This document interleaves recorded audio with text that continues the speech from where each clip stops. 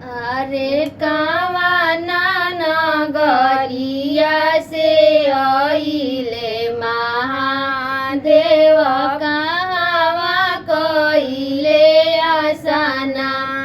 अरे कावाना नगरिया से आइले महादेव कहवा कइले आसना।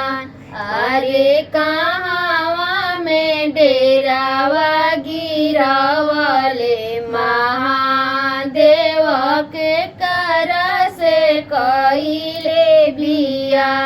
अरे काशी नगरिया से आइले महादेव गंगा जी में कइले स्नान। अरे काशी नगरिया से आइले महादेव गंगा जी में कइले स्नान।